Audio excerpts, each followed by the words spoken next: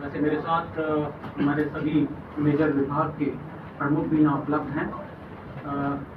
COM साहब, CCM साहब। जो द्वितीय तिमाही एंड होती है वो प्रथम छमाही भी होती है, तो इसलिए प्रथम छमाही की इम्पोर्टेंस अपने आप में ज्यादा बढ़ जाती है। तो यहाँ आप सबने हमारा आमंत्रण स्वीकार किया, एक इसके लिए हम हार्दिक आभार व्यक्त करते हैं। और लोग रेल में चले हों या ना चले हों, उन्होंने दूर से देखा हो, उनके पास बहुत सारी क्वेरीज होती हैं अपने। वैसे मेरे साथ हमारे सभी मेजर विभाग के प्रमुख भी यहाँ उपलब्ध हैं। COM साहब, CCM साहब। पहले कई प्रयास CPRO साहब ने किए, हम लोग एक एप्रोप्रिएट टाइम का इंतजार कर रहे थे और ये वो एप्रोप्रिएट टाइम है। नॉर्थ से साउथ, ईस्ट से वेस्ट, सबको एक सूत्र में पिरोने का काम करती है। हम सब ने 1988 का वो सॉन्ग मिले सुर मेरा तुम्हारा। मैं इसमें खाली इतना ही कहना चाहूँगा कि जो भी क्राइम है वो सोसाइटी का है, वो खाली रेलवे का नहीं है। अगर रेलवे में कहीं आपको क्राइम दिख रहा है तो वो लगभग उतना ही है या उससे कम है जितना सोसाइटी में है।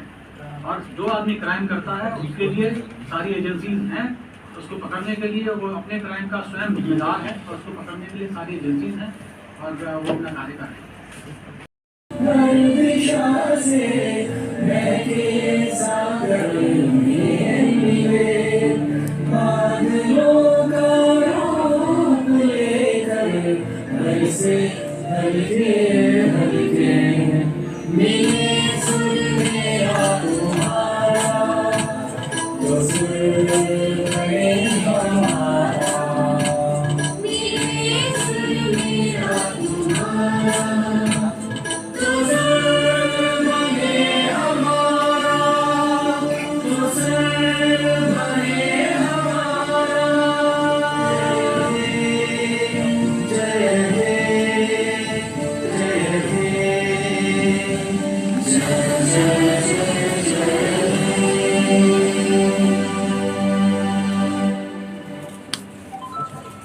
धन्यवाद। उसमें कुछ डेवलपमेंट हुआ? देखिए साहब, DFC का ऑलरेडी भावपुर से लेकर और खुर्जा तक का कार्य पूर्ण है। उस पर गाड़ियाँ चल रही हैं, मालगाड़ियाँ हम लोगों के सिस्टम से भी उसमें ऑफलोड हुई हैं। और बाकी दिसंबर तक ये रुमा सुजातपुर का सेक्शन उनका हो जाने वाला है। सिमिलरली दिसंबर ही टारगेटेड है टुवर्ड्स दादरी की तरफ भी कि उसका कार्य पूर्ण हो। जितना जल्दी पूर्ण होगा उतना जल्दी हम लोगों का काफ़ी सारी कैपेसिटी रिलीज़ होगी और भी अधिक गाड़ियाँ हम लोग अच्छा से चला पाएंगे। जी, ऐसे में तमाम ट्रेन कैंसिलेशन होते हैं, टर्मिनेशन होता है, तो इस बार क्या पिछले साल से कुछ बेहतर तकनीक है ताकि ट्रेनों के संचालन में कोई दिक्कत ना हो? कोहरे में सबसे पहला जो हमारी रिक्वायरमेंट होती है वो है कि हम लोग कैसे अधिक से अधिक सेफ्टी के साथ गाड़ियों को चला सकें, और उसमें जो रिक्वायर्ड चीज़ें हैं, अगर हमें कैंसिलेशन की ज़रूरत पड़ती है तब हम लोग कैंसिलेशन पे जाते हैं, अदरवाइज़ कम स्पीड कर कुछ गाड़ियों को कम कर कार्य चलाते हैं। इसका जो सेमी ऑटोमेटिक सिग्नलिंग कर देने का कार्य होता है उस समय, ताकि खाली एक ब्लॉक सेक्शन में 2 गाड़ियों से ज़्यादा गाड़ियाँ ना रहें, विद एक करीब IB की तरह से कार्य करें, उस तरह से हम लोग गाड़ियों को चलाते हैं। धन्यवाद।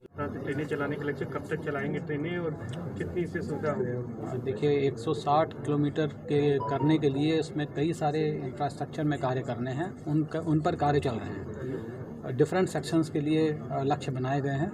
2 वर्ष का समय दिया है जिसमें कि हम लोग अपनी कैपेसिटी को बढ़ा सकें और 160 की गाड़ियाँ चलाने के लिए जो हमको रिक्वायरमेंट्स हैं, जैसे पावर रिक्वायरमेंट बढ़ेगी तो पावर सिस्टम में कितना ऐड करना है, हमें 20-25 kV की लाइंस बनानी है और ट्रैक में कुछ इनपुट्स देने हैं, वो सब करने का कार्य चल रहा है। सर एक सवाल ये रेलवे ने दूसरी तिमाही में किस तरह की उपलब्धि अर्जित की है, खासतौर पर जो आमदनी होती है किराए के रूप में, और इसके साथ ही साथ जो और भी उपलब्धियां अर्जित की हैं इंफ्रास्ट्रक्चर को लेकर? तो यह है कि सबसे पहले बात मैं लोडिंग की करूंगा।